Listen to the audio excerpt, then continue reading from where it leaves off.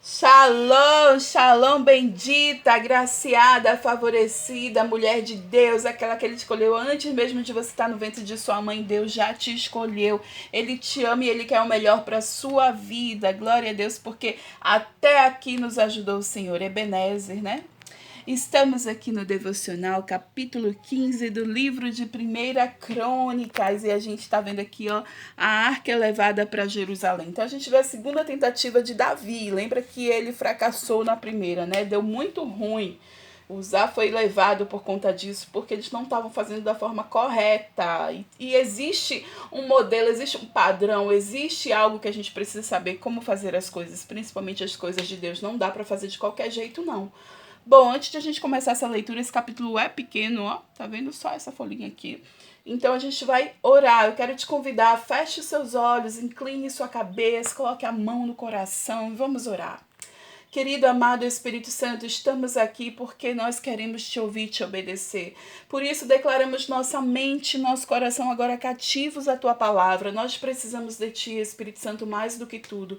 Nós queremos aprender da tua palavra. Nos traz, Senhor, em nome de Jesus, discernimento espiritual. Que a gente não leia por ler a Bíblia, mas que a gente tenha um entendimento real da tua palavra. Em nome de Jesus, nos traz revelação e nos enche de sabedoria hoje. Em nome de Yeshua HaMashiach, Jesus o Messias. Bom, então vamos lá. Capítulo 15. Depois que Davi tinha construído casas para si na cidade de Davi, ele preparou um lugar para a arca de Deus e armou uma tenda para ela. Então Davi disse: somente os levitas poderão carregar a arca de Deus, pois para isso o Senhor o escolheu e para ficarem sempre a seu serviço.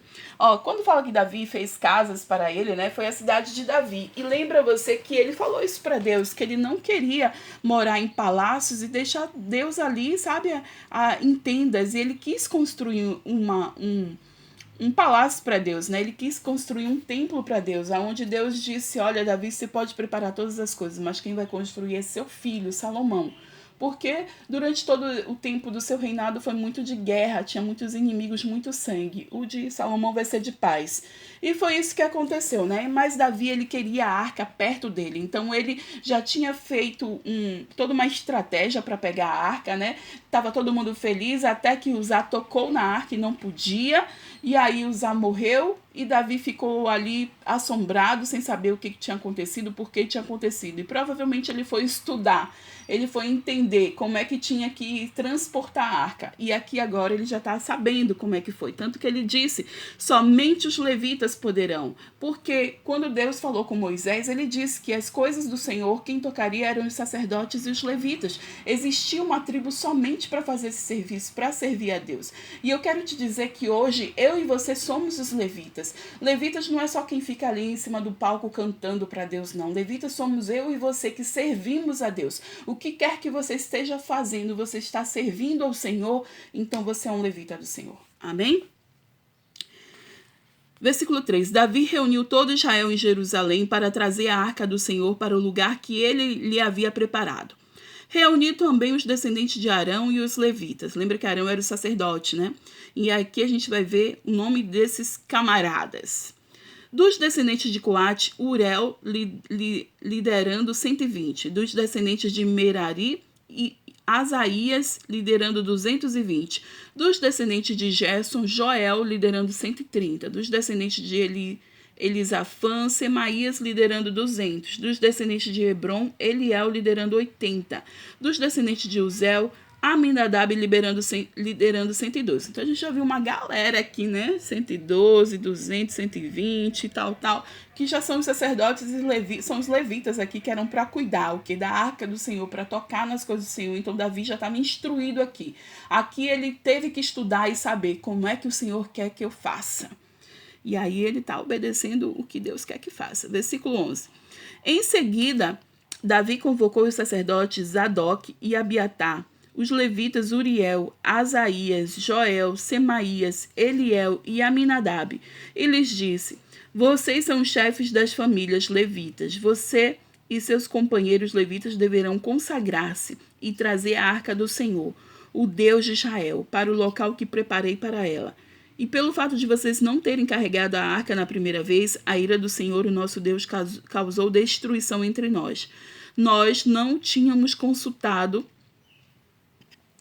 sobre como proceder. Então os sacerdotes e os levitas se consagraram para transportar a arca do Senhor, o Deus de Israel. E os levitas carregaram a arca de Deus, apoiando as varas da arca sobre os ombros, conforme Moisés tinha ordenado de acordo com a palavra do Senhor.